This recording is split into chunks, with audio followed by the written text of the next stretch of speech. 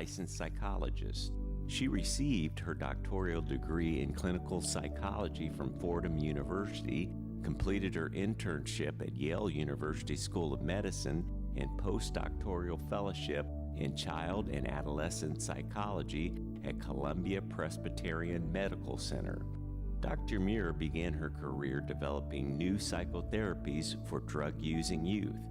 Her passion is to keep families strong, engaging fathers in therapy, resolve relationship conflict, and support work-life balance, particularly for women in executive leadership roles. Good afternoon. My name is Dr. Joan Muir. I'm a clinical psychologist, and I am so honored to be part of this conference, Race to Save the Family. I cannot think of a better time or a better setting for this conversation. What do I mean by that?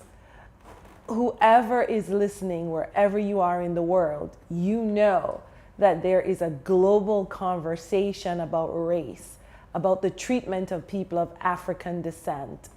And it was started again by the murder of George Floyd in Minneapolis in May of this year, 2020. Not only are we facing a global pandemic, but we are actually facing a global disease that has haunted particularly this side of the world for the last 400 years. It is called racism. Surprisingly, I'm going to divert your attention away from racism to something else that might make you more uncomfortable than even racism. The renowned Washington, D.C. psychologist, Dr. Frances Cress Welsing, who made her transition in January of 2015, the same year another spurt of police-involved killings came about and birthed the Black Lives Matter movement. She wrote in her classic book, The ISIS Papers, racism is the child, not the father of white supremacy. I will repeat that. I regret I don't have the ability to see you all, but every time I speak about this to a live audience, I hear the gulps. Because you really want to think that racism is the big problem. But the big problem is something else that Black and white people are afraid to call out. It is white supremacy. White supremacy is not the same as white supremacists. It's not about the Ku Klux Klan. It's not about people. It's a global philosophy that has dominated the world for the last 500 years. And that philosophy says that if you are of European descent, you are superior. You are superior to everyone else, and especially to people of African descent. And as you squirm and go, what is she talking about? I want to just ask you, I can say without equivocation that you had a thought today that supported white supremacy, whether you knew it or not. It's in the air. It's in the ethos. It's in the world, like I said, that has been formulated for the last 500 years. How do I know that? Because when even among those who are, especially among those who are well educated, it's actually worse. Because we go to schools, we go to universities that tell us that everything that was created, the global monetary system, the global telecommunication system, the global distribution system, air flight, internet, was created by people of European descent. That's how you know. I could just say to you, this is summer, and some of you who have the means might have planned a summer vacation. How many of you planned a trip to Africa versus those who planned a trip to Europe? And if you were planning a trip to Africa, what were you going to see? Was it a missionary trip in order to save those souls? Was it a trip in which you actually thought you were going to enjoy the beautiful scenery, that you were going to have a luxurious vacation in a beautiful hotel and have wonderful vistas?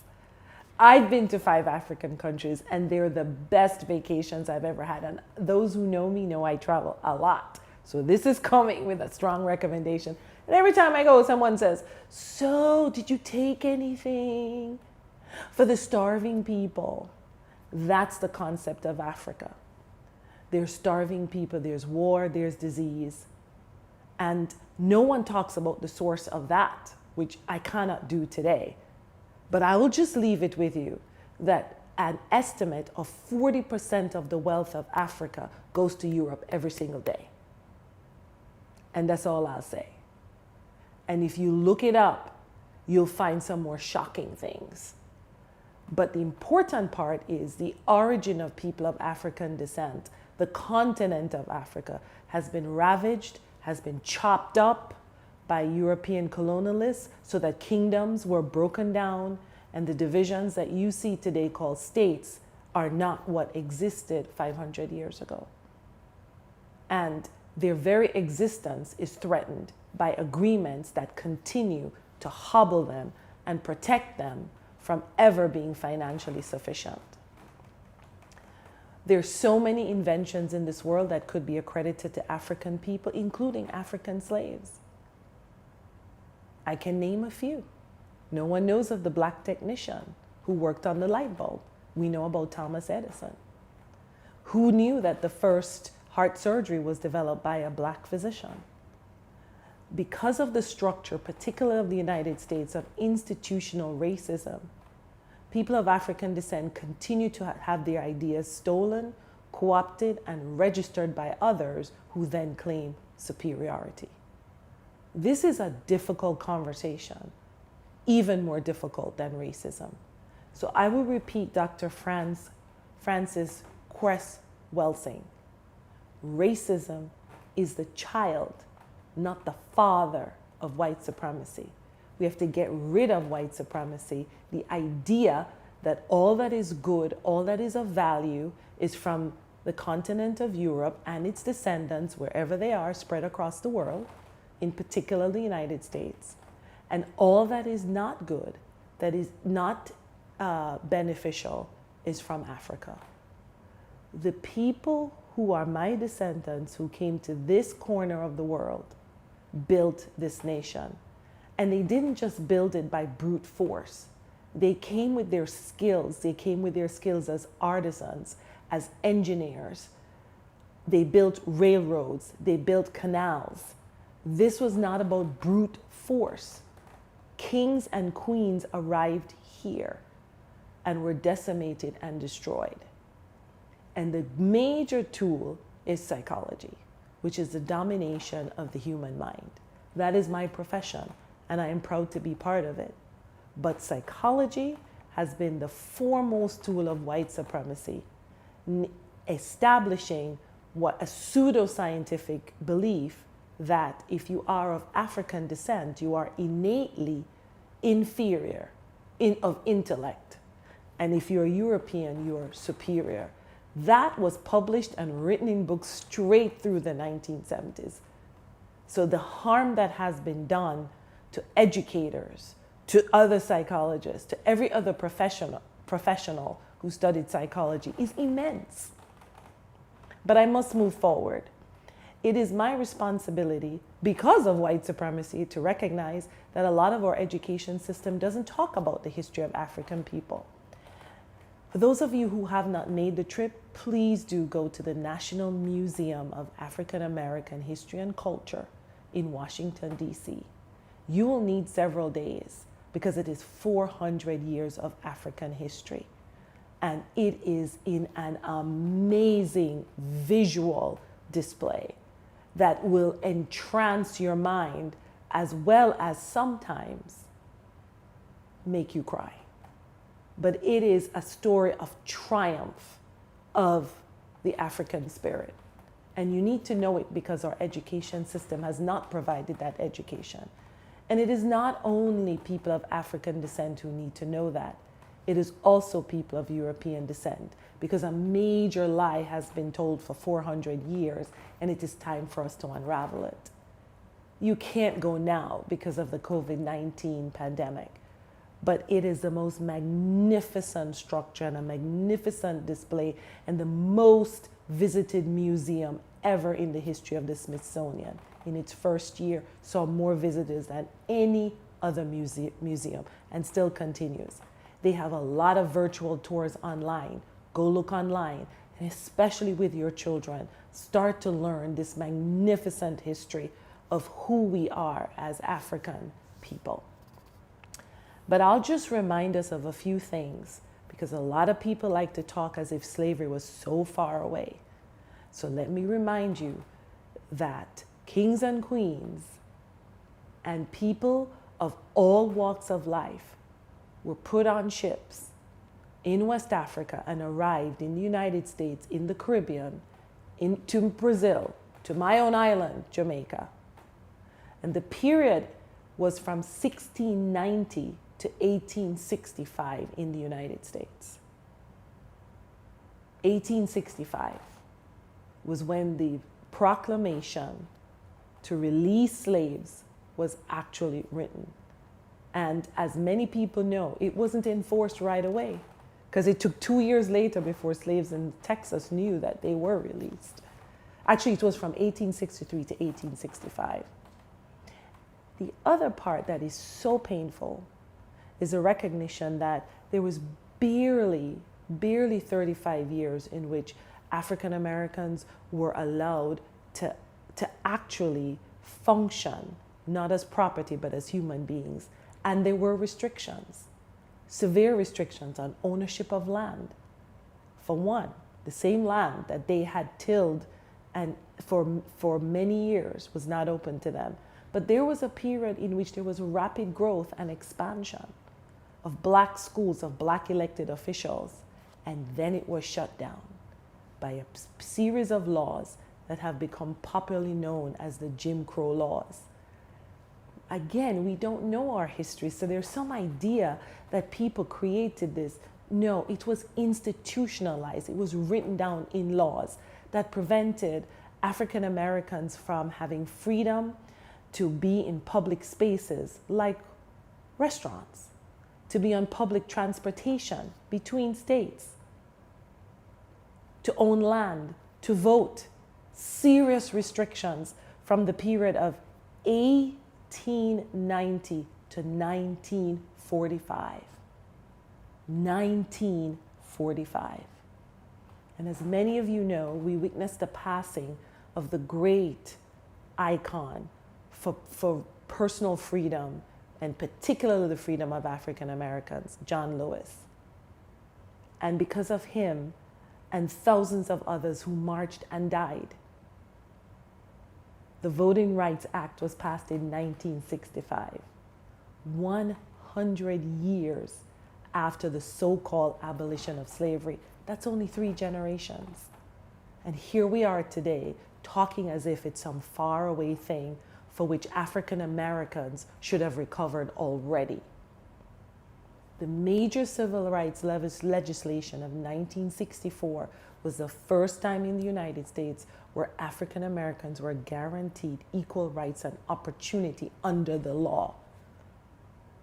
That should shock you and disgrace you. So again, if you think racism is personal, it isn't. It is structural, it is systemic, and even nice people will conform to it. And it is embedded in white supremacy. I want to go forward to today. What are the impacts on our living today? We mentioned one obvious one, which is the use of police for the protection of white people and not for the protection of black people. That started in slavery. Professional police forces came out of slave patrols, which were set up to catch runaway slaves. So the very idea that we are to be protected was never in the original creation of police. It was that we were the ones to be caught and jailed. And it was white people who were to be protected. If I had said this maybe a year ago, some of you would be offended. It was a fact a year ago as it is today. But the visible murder of George Floyd, with Detective Chauvin's foot on his neck for 8 minutes, allowed some people to suspend their disbelief of what they had heard for many years, that the police do not protect black people for the most part. In fact, they approach them as if they are the enemy, that they are dangerous, that they are criminal, before they have actually shown any such thing. And it's not just about individual police, it's that the institution of policing started on a rotten foundation. And so that's my thesis for this talk today. You cannot fix this thing without going back to the source. It isn't about being nice. It isn't about having white friends or having black friends. It's about rooting out the very thing that was used to build this country, which is a global belief that people of African descent are inferior and those of European descent are superior. And it was built on a lie. Because in case you don't know that, Europeans were in Africa for 100 years before any enslavement. And they took and borrowed and stole many ideas for which they built their own civilization. So it was already a lie. And it's an easier lie today because we have forgotten or haven't been told the reality. We have young black students. We have kindergartners. 35% of them expelled. How is that possible? How could young black kindergartners be so dangerous that they are expelled from school? We have our youth still being educated in inferior schools, just like in the Jim Crow era, despite the fact that laws were passed, despite the constitutional protection that was reinforced in the landmark 1954 legislation, Brown versus the Board of Education, that schools should be equal. But again, because this is institutional, it has been easy to move around districts so that larger proportions of African Americans are still in one space and large proportions of white students are still in one place. And then the resources are directed with more towards schools where whites are the majority and less towards schools where blacks are the majority, where inexperienced teachers are sent to schools that are predominantly black, where there are more resources, newer computers in those schools, even within the same county. It continues. Residential redlining continues. The bank in which I had to express dismay, a bank I was banking with, Wells Fargo, was charged $69 million for redlining. What is that? For favoring white customers and disfavoring black customers with the same credit rating, getting higher rates of interest in order to own their loans, of getting unfavorable terms based on race. This is a fact for which Wells Fargo has apologized, in case those of you think I'm making this up. They formally apologized finally in 1918 and tried to, in 2018, and tried to rebuild their image. These are challenges to families. The challenges to families are that even those of us who are educated are earning less than our white counterparts. The challenging to families is a lack of generational wealth. What does that mean? That in your lifetime, you make enough to support yourself with a comfortable lifestyle and still leave something for generations behind you. Well, if my group of people worked in the cotton fields or the cane fields and gave their free labor for hundreds of years to another group who then benefited from that and gained great wealth, they have an edge today. And the edge is called generational wealth. And that is really, when people say wealth building as if there's something we don't know, it's not something we don't know. Give us the opportunity. Sometimes even Black people say that because they don't know our history. Give us the opportunity, we will take it. There have been no doors that were closed to Blacks, which when they were opened, Blacks did not walk in and triumph. Even sports, which we take for granted today, is dominated by Blacks. They blocked every sport from Blacks. So it is not based on a fact. It is based on a philosophy of white supremacy. And it is important for white people and Black people to fight against it because it's in the air. It infuses everything we do. And if we're not careful, we wake up every day supporting it intentionally or unintentionally. So the challenge to families is, how do we keep our children safe? How do we keep our men safe? How do we keep our women safe? When do we call the police? When do we find a way to protect ourselves when we're in danger? I've had incidents with the police. I've been surrounded by 3 police cars in Pembroke Pines at 9 o'clock on a Friday night, as if I was in danger. I was endangering someone. And after the incident, I got no apology. So let's be clear, except for my nice sports car, my nice luxury car, I'm sorry, I don't know what else I did. And I'm sorry we don't have the time for me to tell the full story, but it has happened. My own relative was just caught in an incident that has gone viral nationally, swimming by Black, swimming while Black. These are the realities. What I want to say is we cannot talk about them as if they're news incidents. They wear us down. They take away our energy. They take away our creativity. And that is the ultimate triumph of white supremacy, to slow us down on the march to freedom and full expression. Because make no mistake about it, you cannot live under the thumb of oppression without consequences.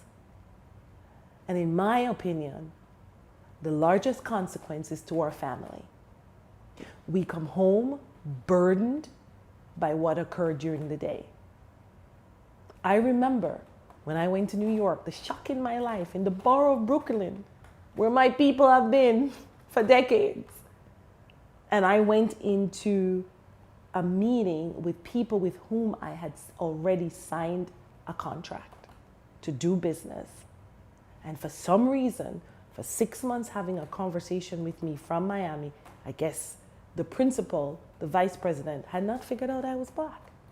When I showed up, the shock on his face was visible. The blood literally drained from his face. And he did not speak to me for the entire meeting that was scheduled for 2 hours. There were other people. Imagine I've flown from Miami with my staff for this meeting. And the only time he spoke, he addressed 2 questions to the white manager I brought with me who reports to me. And then proceeded after to do various kinds of professional harassment.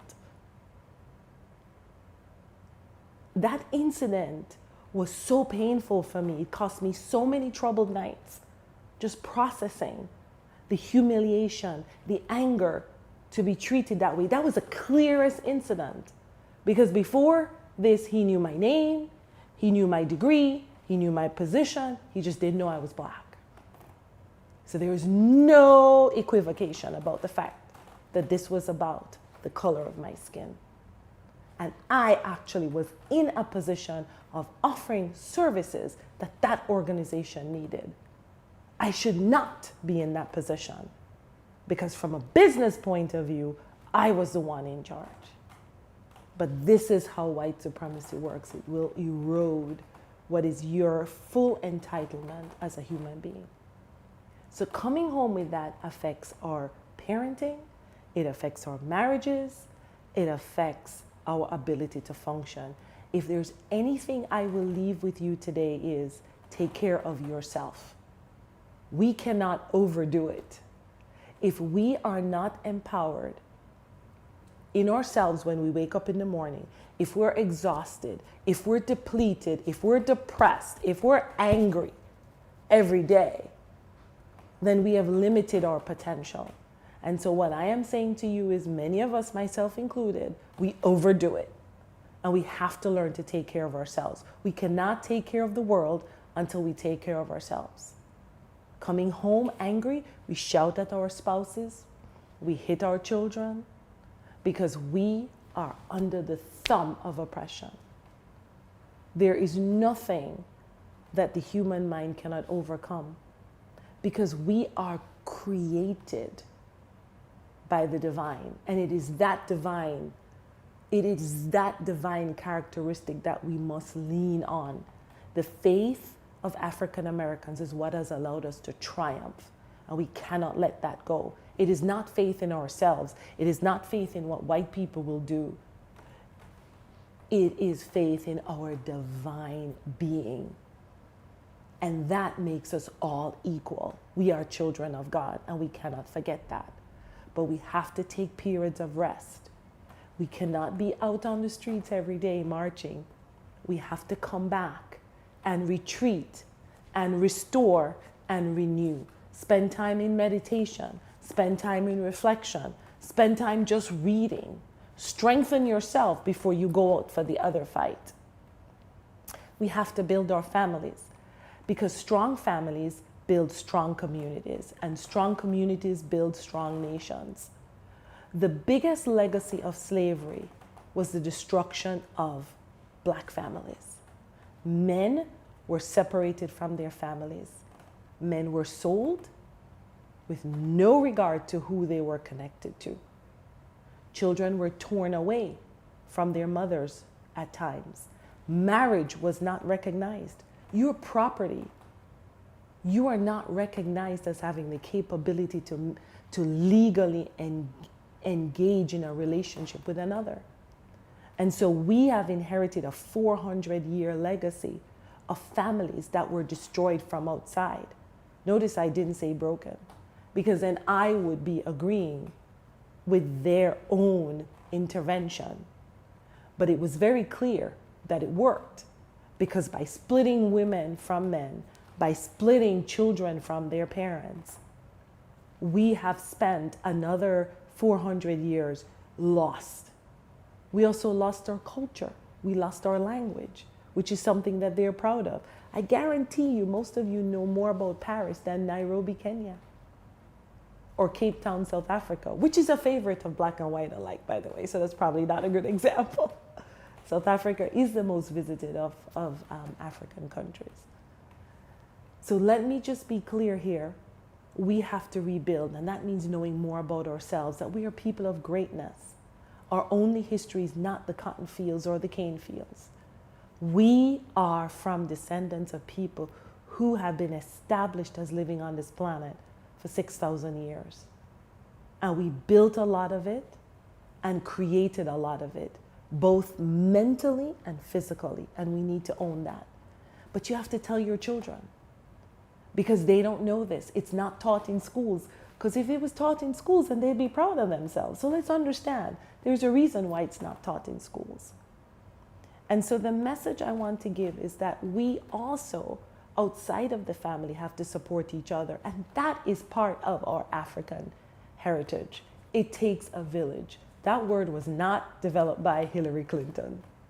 It's actually an African proverb. So in addition to our families, nuclear family, extended family, we also have to look out for each other beyond the family. Those of us who have skills like myself, we have to help others in other families that is separate from doing business. I'm constantly giving my services pro bono, because I know I have to build my community. And I am proud of those people who come to see me. Many of you are listening now because you told me you would be attending, and who have the resources to pay me for my services. But there are many others who don't, and I still have to look out for them. And I know attorneys who do the same. I know physicians who do the same. This is how we build our community. We build it by following that African proverb, it takes a village. And in the village, we need to be open to each other so that we can learn from each other, so that I can be corrected when I have a blind spot, something I don't know. And you can correct me, and I can correct you. And so we grow together. So we must build our families. We must have stable marriages so that we can have stable families. We must raise our children so that they are proud of themselves. We must give them the legacy that they deserve, that legacy that we may not remember from 500 years ago, but that was our legacy. We had a continent that was thriving and prosperous before the Europeans came. May I repeat myself? We are from a continent that was thriving and prosperous before the Europeans came. I want to acknowledge Reverend Dr. Derek Hughes for organizing this conference. He and I spoke months ago, I believe it was January. He could not have known what 2020 would bring. What vision, what foresight. Talk about being led by spirit. And so we are grateful for these opportunities. We're not going to be saved. We don't need to be saved by anyone. We need to stand up and claim our divine right as human beings. We are people of African descent. We are no less than anyone else. Part of the work, including psychology, that has held us down is also religion. If we continue to subscribe to a religion that says Jesus is white and Jesus is God, then every time we go to church, we are bowing to white supremacy. That's tremendously uncomfortable to some of you. And I could have a whole nother talk about that. But we need to free our minds because God is neither black nor white, male nor female, Gentile or Jew. Let's just get it straight. There was someone who walked on this earth that many of us consider our way shower. That is it. Let's get this out of our way, because if we do not do that, we will continue to worship human beings as children of God while denying ourselves of that privilege that we are truly children of God, just as they are. Whatever this brought about can't be real. This is a mirage that has been upon which institutions, laws, practices have been built to separate us. We are not separate. We are one. My final word to you is build, take care of yourself first. That is not selfish. Depleting yourself means you have nothing left for your family or your community. Take care of yourself first. Build your family. Stabilize your marriage. If you need help, don't be afraid. There's plenty of us doing therapy and we're happy to help you. We don't have the answer. We will work with you so you find the answer for your life. And remember, every thought that comes out of your mind may not be honorable because you're living in an atmosphere of white supremacy. You must counter it at every step of the way and claim your divine right. As people of African descent, we are no less than anyone else. We are children of God. Thank you for this opportunity, and I look forward to meeting many of you at another time when we are truly able to meet together face to face. Thank you.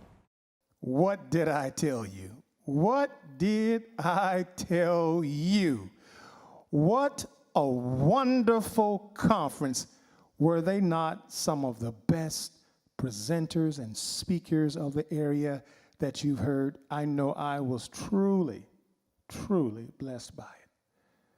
Entrepreneurship is in the grasp of anyone who wants it. We also were blessed by the teaching of both pastors, Reggie and London Royal. They blessed our hearts. Our marriages are going to be stronger and better as a result. And if you thought you married the wrong person, Pastor Cooper gave you some wonderful insight of how to salvage the marriage God gave you. Our young people, I saw them were blessed as they tuned in and watched. Thank you, Pastor Robbins Cherry.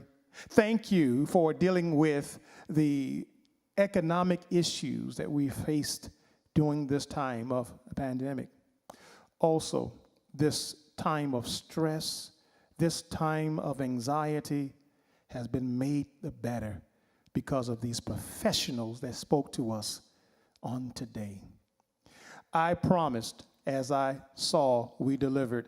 Thank the Lord for this. God is to be praised. He put together a wonderful family life conference. We are going even further now with being able to save the family. It is our desire to save the family. We don't want to see divorce.